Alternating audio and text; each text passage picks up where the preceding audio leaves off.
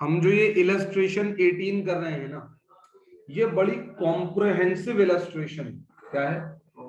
Comprehensive. यानी जितना आप लोगों ने अब तक पढ़ा हुआ है ना, ये काफी सारी चीजें क्या कर देगी, कवर कर देगी। समझ आती है बात या नहीं आती? तो इस इलस्ट्रेशन को अगर हम देख लेते हैं तो अब तक का पढ़ा हुआ कॉन्सेप्ट काफी हद तक हमें समझ में आ जाएगा और एक आध चीज और एक्स्ट्रा हमें पता लग जाएगा। ठीक है, चलिए। A company invited applications for 50,000 equity shares of rupees 10 each. Company ने एप्लीकेशंस मंगाई हैं कितने? 50,000 इक्विटी शेयर्स से, और हर किसी से 10 रुपए मंगवाने की बात हो रही है एप्लीकेशन पर। अब इन 10 रुपए को कैसे मंगाया जा रहा है? एप्लीकेशन पर 3 रुपए मांगे जा रहे हैं, अलॉटमेंट पर 3 रुपए मांगे जा रहे हैं, और फाइनल कॉल पर 4 रुपए। ठीक है, इस तरीके से पैसे मंगाए जा रहे हैं। 10 रुपए को एप्लीकेशन पर 3 रुपए मांगे जा रहे हैं, अलॉटमेंट पर 3 और फाइनल कॉल पर 4 रुपए। अब हमने एप्लीकेशन सिर्फ 50,000 इक्विटी शेयर्स की मंगाई, लेकिन होता क्या है, हमें एप्लीकेशन जो हैं वो 1,10,000 शेयर्स की रिसीव हो जाती है। हाँ जी, 1,10,000 शेयर्स की रिसीव हो जाती है। अब बताओ 60,000 एक्सेस एप्लीकेशन आ गई। अब क्या करें भाई, ये 60,000 एक्सेस एप्लीकेशन का। अच्छा, एक चीज जरा सोचना कि ये जो 60,000 शेयर्स की जो एक्सेस एप्लीकेशन आई है ना, इनका हमारे पास कितना पैसा फालतू आया है? 3 से मल्टीप्लाई करके, 10 से मल्टीप्लाई करके नहीं। हम अक्सर सोचते हैं कि 10 रुपए, नहीं भाई, एप्लीकेशन का भी 3 ही मांगा है ना। तो इन्होंने 60,000 शेयर्स वालों ने सिर्फ आपको 3 रुपए के हिसाब से पैसे दिए, तो आपके पास 1,80,000 रुपए एक्स्ट्रा आया है। अब इस 1,80,000 का आप क्या करेंगे क्या नहीं, इसी की बात हम आगे करेंगे। क्वेश्चन में बोला to refuse the allotment to the applicants for 10,000 shares. भाई 10,000 शेयर्स को तो बिल्कुल मना कर दिया, तो यानी उनका पैसा तो बिल्कुल वापस हो जाएगा। यानी 10,000 इंटू में 3, इनका तो 30,000 वापस होना है। बाकी की बात करते हैं। ये कहते हैं कुछ लोगों को प्रो राटा अलॉटमेंट दी है, यानी उनको 50% शेयर्स अलॉट कर दिए। उन्होंने अप्लाई करे थे 20,000, मतलब जिन लोगों ने 20,000 या उससे ज्यादा शेयर्स के लिए अप्लाई किया, उन लोगों को 50% की अलॉटमेंट दे दी। यानी जिन लोगों ने 20,000 या उससे ज्यादा के लिए अप्लाई किया है, उनको 50% अलॉट कर दिया। अब जितने भी, अब only Pawan had applied for 20,000 shares, लेकिन एक ही बंदा ऐसा है पवन, एक ही बंदा ऐसा है पवन जिसने 20,000 शेयर्स के लिए अप्लाई किया। तो यानी पवन को कितने अलॉट हो गए होंगे? 20,000 शेयर। अब ये पवन हो, चमन हो, कौन हो, हमें उससे कोई लेना देना नहीं, हमारे लिए सब शेयर होल्डर एक बराबर। चलिए फिर आगे बात करते हैं। To allot in full to applicants of 10,000 shares but less than 20,000 shares. ये कह रहे हैं भाई कि देखो, जिन लोगों ने 10,000 शेयर से ज्यादा और 20,000 शेयर से कम, जिन लोगों ने अप्लाई किया है, हम उन्हें कितना अलॉट करेंगे? हाँ जी, उनको फुल अलॉट कर देंगे। कितना कर देंगे? और only Parul had applied for 10,000 shares, और सिर्फ एक पारुल ही ऐसी है जिसने 10,000 शेयर्स के लिए अप्लाई किया है। देखते भाई, क्वेश्चन पढ़ते जाते हैं, आगे समझ में आ जाएगा। हाँ जी, to allot balance shares on pro rata basis among the other applicants। और इन्होंने क्या, बाकी के एप्लीकेंट्स को क्या करो भाई, प्रो राटा बेसिस पे अलॉट कर दो। ठीक है जी। अब प्रो राटा बेसिस क्या बनेगा वो तो आगे जाकर पता लगेगा। तो इसके अंदर एक अच्छी खासी वो टेबल बनेगी, जो हम टेबल बनाते हैं ना, उस टेबल का हम यूज करेंगे बढ़िया तरीके से। चलो, अब जो भी है हमें पता लग जाएगा। फिफ्थ पॉइंट में एक बहुत अच्छी बात करते हैं। ये कहते हैं जितना भी एक्सेस एप्लीकेशन मनी आपको मिला है ना, जितना भी एक्सेस एप्लीकेशन मनी आपको मिला है, उसको आप एडजस्ट कर देंगे। कहां पर? अलॉटमेंट पे। और कहां पर? फाइनल पर। यानी पैसा वापस करने से पहले एडजस्ट कर दिया जाए। ठीक है, तो चलिए शुरू करते हैं। हम बनाएंगे एडजस्टमेंट, वो टेबल बनाएंगे। उसे टेबल को मैं कह देता हूं एनालिसिस टेबल। क्या कह देता हूं?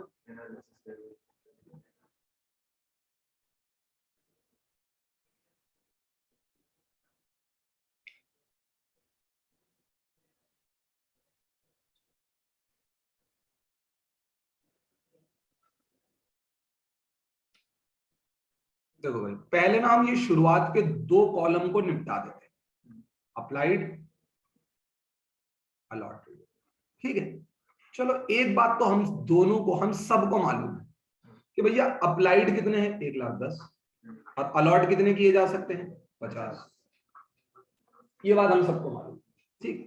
अब जरा कैटेगरीज बनाते हैं। सबसे पहली कैटेगरी, जिनको मुंह नहीं लगाया जरा सभी, 10,000 के लिए उन्होंने अप्लाई किया, गरीबों ने एक भी शेयर अलॉट नहीं किया। समझ आई बात या नहीं? दूसरी कैटेगरी, जिसमें कौन आ रहा है, पवन। कौन आ रहा है भाई, पवन। पवन ने 20,000 शेयर्स के लिए अप्लाई किया और उसको कितने अलॉट हुए हैं, 10,000 शेयर्स, यानी 50% अलॉटमेंट हुई है उसकी। तीसरी कैटेगरी, जिसमें कौन है, पारुल। कौन है, पारुल। उसने 10,000 शेयर्स के लिए अप्लाई किया और 10,000 पूरे मिले। समझ आती है बात या नहीं आती? कोई दिक्कत है? अब बाकी के साथ क्या मसला किया है, बाकियों को कहा है भाई देखो जितने बाकी बच जाते हैं उन्हें प्रोराटा के बेसिस पर अलॉट कर दो। पहले तो ये देखो कि बाकी बचे कितने हैं, 10, 20, 10, ये टोटल 40 हुए, बचे कितने हैं, 70,000। कितने बचे हैं, 70,000। और अलॉट होने के लिए कितने शेयर बचे हैं, 30,000। तो 70,000 को अलॉटमेंट कितनी दे दी, 30,000 की अलॉटमेंट दे दी। समझ में आती है बात या नहीं आती? ये सिंपल सी कहानी चल गई। हाँ जी, 30,000 की हो गई। अब बात ये आती है कि देखो सबसे आपने कुछ ना कुछ पैसा रिसीव किया होगा, जैसे आपने एप्लीकेशन मनी सबसे ही रिसीव की होगी, बताओ हाँ या ना? कोई ऐसा है जिससे आपने एप्लीकेशन मनी रिसीव ना की हो? सबसे की होगी भाई, जिन जिन भी लोगों ने आपने के लिए क्या किया है, अप्लाई किया है ना? तो सब ने ही आपको कुछ ना कुछ पैसा दिया होगा। अब जरा देख ले, इन्होंने कितना पैसा दिया होगा, 10,000 इंटू में 3, 30,000। इन्होंने दिया होगा 20,000 इंटू में 3, 60,000। इन्होंने दिया होगा 10,000 इंटू में 3, 30,000। और इन्होंने दिया होगा 70,000 इंटू में 3, हाँ जी, 2,10,000। यानी ले देकर एप्लीकेशन पर आपके पास कितना पैसा आया है, 30, 90, 120, हाँ जी, कितना हो गया टोटल मिलाकर, 3,30,000। और वैसे नॉर्मली भी कैलकुलेट कर लो, 1,10,000 इंटू में 3 कितना बनता है, 3,30,000। अब असल में बात ये होती है कि इनका जो ये पैसा मिला है इसका हमें करना क्या है। देखो भाई, या तो आप उसे शेयर कैपिटल में भेज रहे होंगे, है ना, या फिर आप उस पैसे को शेयर अलॉटमेंट पे एडजस्ट कर रहे होंगे, या फिर आप उनके पैसे को आगे की कॉल पर एडजस्ट करेंगे जिसे हम कॉल इन एडवांस कहते हैं, और या फिर आप उनका पैसा वापस कर देंगे, यानी जिसे हम बैंक कहते हैं। समझ आती है बात या नहीं आती? ऐसा ही तो करने वाले हैं। और ये जो मैं कर रहा हूं ये दूसरी जर्नल एंट्री के लिए कर रहा हूं, पता है आपको?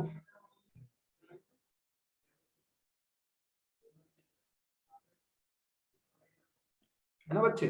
चलिए, मेरा आपसे सवाल है, ये जो 10,000 शेयर्स के लिए जिन्होंने अप्लाई किया उनको अलॉट कितने हुए, एक भी शेयर अलॉट नहीं। तो इनका 30,000 का 30,000 एप्लीकेशन मनी क्या होगा, वापस।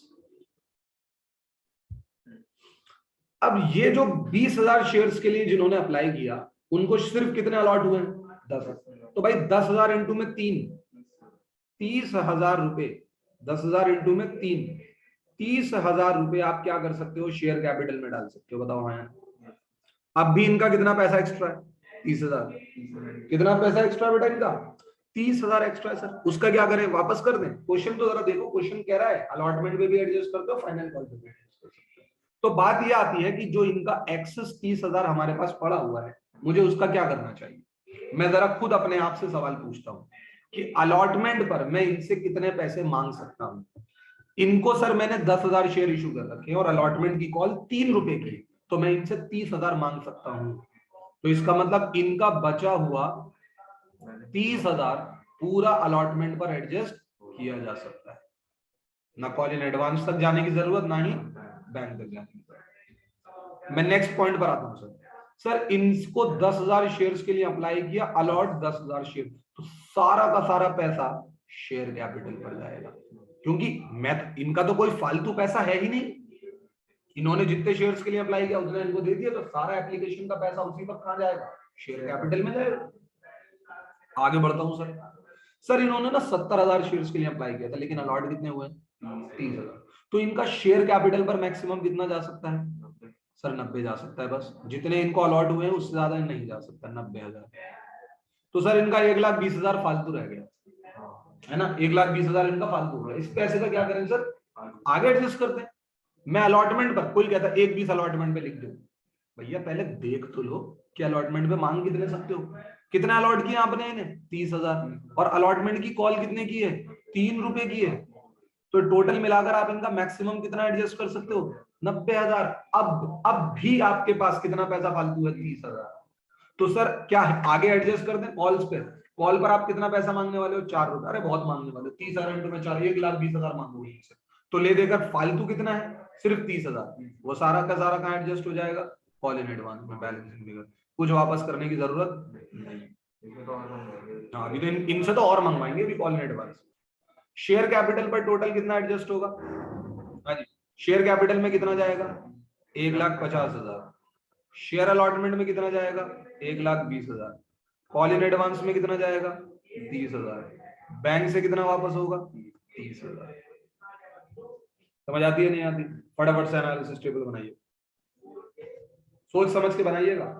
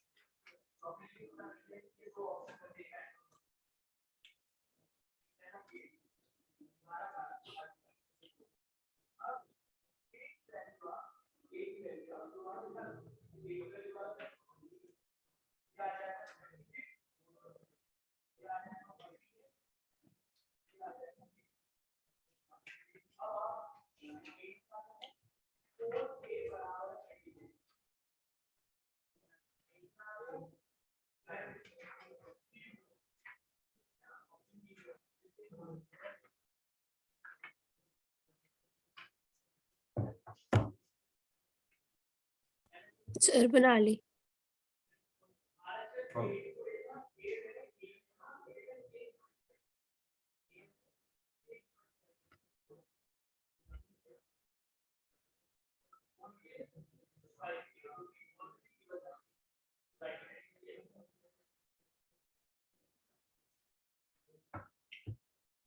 हो गया।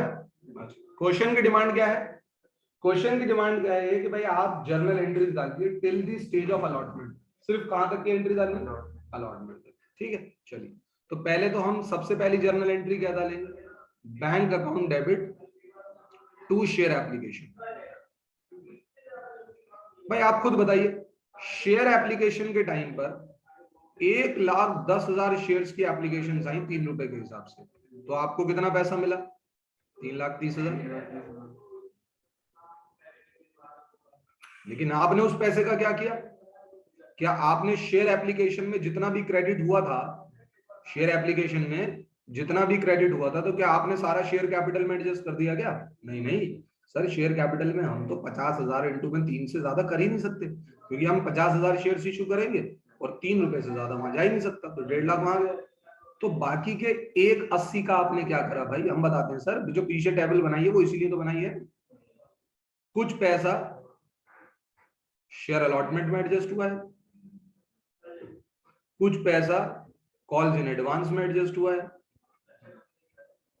और कुछ पैसा हमने वापस किया है। सर कितना कितना, टेबल देखो भाई, अलॉटमेंट में कितना एडजस्ट हुआ 1,20, 270 का काम हो गया, कॉल्स इन एडवांस में कितना एडजस्ट हुआ 30, 3 लाख का काम हो गया, बाकी का 30 वापस कर दिया। बताइए बात समझ आती है नहीं आती।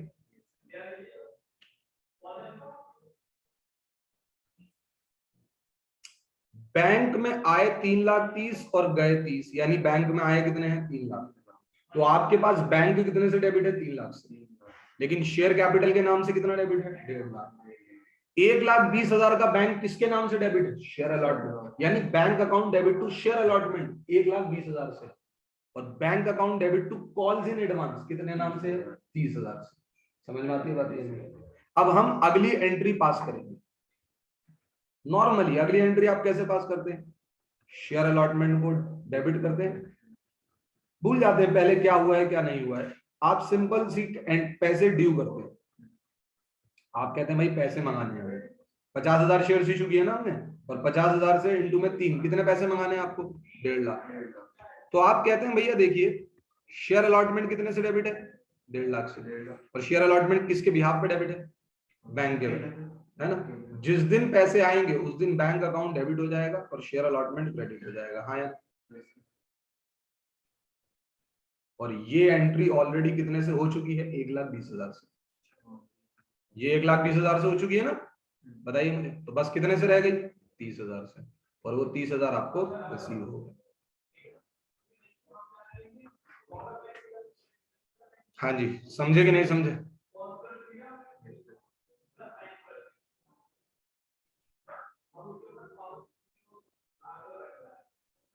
बताइए बेटा, क्लियर होती है आपको मेरी बात? यस। किसी को कोई भी डाउट? कोई डाउट नहीं। वैसे तो आगे जाने के लिए मुझसे कहा नहीं, लेकिन मैं फिर भी आगे जा सकता हूं।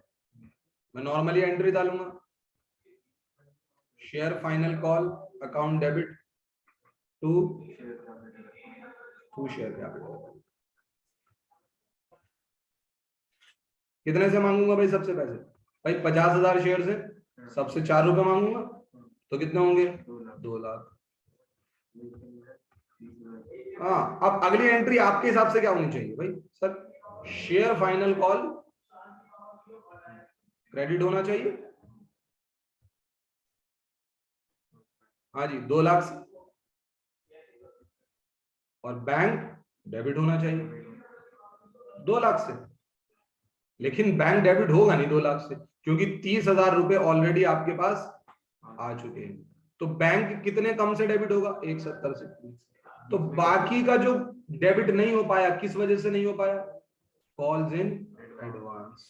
देखो बेटा, कॉल्स इन एडवांस को आपने पहले अपनी क्या मान रखा था? लाइबिलिटी। क्या माना हुआ था? क्योंकि कॉल ड्यू नहीं कर रखी, लेकिन फिर भी पैसे आए। आज वो लाइबिलिटी खत्म हो गई, क्योंकि जब पैसे लेने थे तब इन लोगों ने नहीं दिए। समझ आई बात या नहीं? तो बस खत्म बात। समझ आती है बात नहीं? लाइबिलिटी का नेचर क्या होता है? क्रेडिट। आज वो लाइबिलिटी क्या हो गई? खत्म। तो खत्म करने के लिए आपने उसे क्या किया? डेबिट। समझ आई बात? ये आपकी जरूरत है। ठीक है भाई, आज के लिए यही क्वेश्चन था।